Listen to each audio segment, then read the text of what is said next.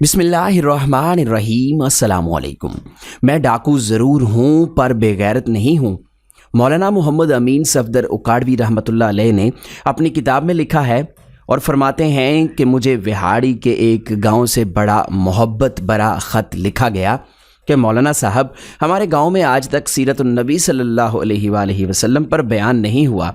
हमारा बहुत दिल करता है आप हमें वक्त इनायत फरमा दें, हम तैयारी कर लेंगे। मैंने मोहब्बत भरे जज्बात देख कर ख़त लिख दिया कि फ़लाँ तारीख़ को मैं हाज़िर हो जाऊँगा। दिए गए वक्त पर मैं फ़कीर ट्रेन पर से उतर कर टांगा पर बैठकर गांव पहुंच गया तो आगे मेज़बानों ने मुझे हदिया पेश करके कहा, मौलाना साहब आप जा सकते हैं, हम बयान नहीं करवाना चाहते।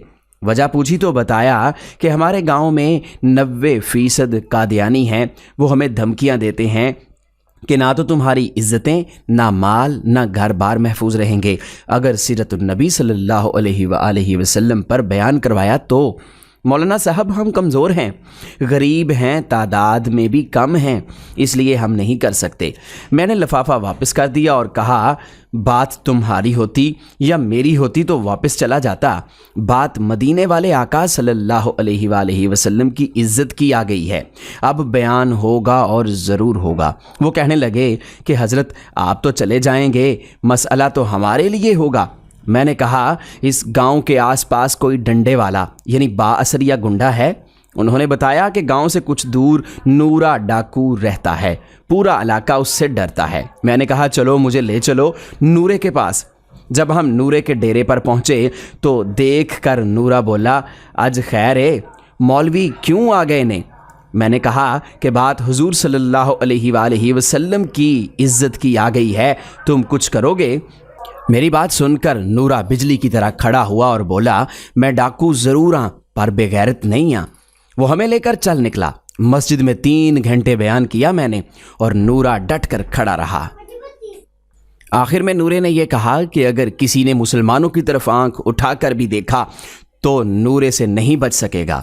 मैं वापस आ गया। कुछ माह बाद मेरे घर पर एक आदमी आया, सर पर अमामा, चेहरे पर दाढ़ी, ज़ुबान पर दरूद पाक का विर्द।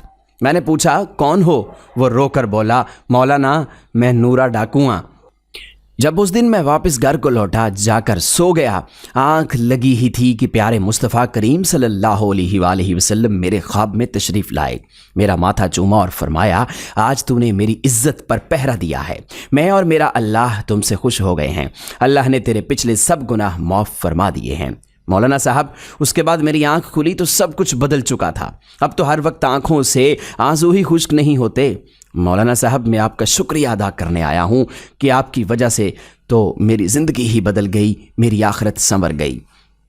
अगर तो आपकी आंखों को आंसुओं ने गीला कर दिया है तो आपको आका करीम सल्लल्लाहु अलैहि वसल्लम की मोहब्बत मुबारक हो। ऐ मेरे प्यारे अल्लाह, जो शख्स भी इसको शेयर कर रहा है उसको हुजूर सल्लल्लाहु अलैहि वसल्लम की ज़ियारत और क़यामत के दिन आप सल्लल्लाहु अलैहि वसल्लम की शफ़ाअत नसीब फरमा। आमीन सुम्मा आमीन।